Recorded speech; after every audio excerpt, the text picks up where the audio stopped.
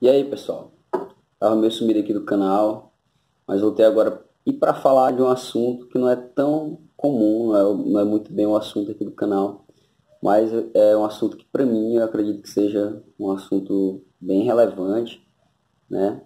Vocês vão já entender por quê e que me importa muito. E eu queria compartilhar um pouco com vocês aqui e compartilhar uma coisa no WhatsApp, uma foto que me deixou realmente profundamente triste, né? E sendo verdade ou não, né? Fui pesquisar aqui na internet, alguns sites dizem que aconteceu, o fato aconteceu, mas diz que a fonte não é bem assim e tal. Vamos lá, deixa eu explicar melhor, que eu estou fazendo rodeio aqui e não disse o que era. Mandaram uma foto, né, que dizem que era um grupo feminista que invadiu uma igreja na França, mijaram, defecaram sobre o altar e fizeram sexo, essa porcaria toda, realmente sem escrúpulo aqui, sem papa na língua, porque foi isso que aconteceu, não tem que ter papo na língua numa coisa que é absurda. Então, tem que falar a verdade. E aí eu fui pesquisar e algumas fontes dizem que não foram o grupo feminista, etc e tal, mas de fato foi um ataque contra a fé católica, contra a igreja, contra a moral, contra um monte de coisa, né? E isso realmente é uma coisa que pouca coisa me deixa realmente triste. Isso aí foi uma coisa que me deixou pensando nisso aqui, me atrapalhando até nas minhas tarefas diárias aí. E aí esse ano, que é um ano de eleição, né, que a gente aposta em candidato, em promessa, em não sei o quê. E claro que a gente tem que ter a responsabilidade de pensar bem no que vai voltar, mas eu acredito que a gente tem que ter alguns pilares, algumas coisas que são de importância maior, né, que prevalecem e que isso nos ajuda até em escolher um candidato. Nenhum candidato vai ter tudo, vai ser perfeito, né? Vai ser bom como um todo, em todas as suas promessas, em tudo que pensa. Logo são homens, né? Não dá para confiar em homens. E, e é disso que eu venho falar também, né? Porque eu sou cristão católico. E cada vez mais de uns anos para cá, de uns 2, 3 anos para cá, que eu venho me dedicado a estudar sobre a igreja, a me aprofundar um pouco mais. Graças a Deus eu sempre tô na igreja desde criança, mas nunca tive essa vontade pela busca da verdade. E uma coisa que me despertou muito esse interesse foi o livro de Santo Agostinho, das Confissões. Ele que morreu santo, mas que era um grande pecador, na verdade, e se converteu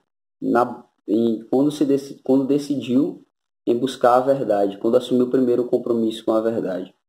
E aí demorou 14 anos, se eu não me engano, 14 anos, para Santo Agostinho se converter, isso depois que ele prometeu a busca pela verdade. E essa busca pela verdade o levou a Cristo, claro, né? Cristo é a própria verdade. Ele mesmo disse que era o caminho, a verdade e a vida. Então, assumir um compromisso pela verdade acaba chegando a Deus, a Cristo. E eu digo aqui sem medo de errar que a verdade está na Igreja Católica cada vez que eu estudo e leio e vejo a referência à vida desses santos, né? Eu vejo que a verdade está aí. E aí, como confiar nos homens, né? Não dá. Por isso que a nossa única confiança está em nosso Senhor Jesus Cristo. E quando eu olho essas coisas, cada vez que eu estudo, que eu vejo a importância que a verdade, o significado que é o altar, o corpo de Cristo, a igreja, todo o significado que Cristo mesmo deixou como tradição na igreja e ver esse escárnio, não, não dá nem para... Fico logo triste. E aí, até perdi aqui a linha de raciocínio. Mas, enfim, eu digo sem que a solução, né, para isso é em Jesus Cristo e está dentro da igreja. E não vem nem me dizer que não é assim, que a igreja fez aquilo. A igreja é composta por homens, né? E Cristo previa isso desde o princípio. Cristo escolheu, ele escolheu os 12 apóstolos. Ele escolheu, ele podia escolher qualquer pessoa. Se você for ver a biografia dos apóstolos, eram os piores, e no meio deles tinha Judas. Cristo sabia disso desde o início, mas existe a infalibilidade da igreja, que a igreja é infalível, mesmo com os erros dos seus apóstolos. Então, como eu vinha falando, assumir esse compromisso com a verdade, né? E da importância da verdade na igreja e a tradição e cristã dentro da nossa sociedade, dentro da nossa história da civilização. Então, tem um livro aqui que é o Como Ser um Conservador, do Roger Scruton. E que assim no capítulo 1, vou ler só um trecho para vocês do que ele fala. Aqui, ó, página 33 do primeiro capítulo. Na tradição cristã, os principais atos de sacrifício são a confissão e o perdão. Aqueles que confessam sacrificam orgulho, visto que aqueles que perdoam sacrificam o próprio ressentimento, renunciando pelo perdão a algo que era caro aos seus corações. Confissão e perdão são hábitos que tornaram possível a nossa civilização. Aqui ele falando da importância da tradição e dos valores que o cristianismo deixou para a nossa sociedade desde sempre, né? E aí, antes que você comece a criticar a Igreja Católica, o que você sabe da Igreja? Me diz.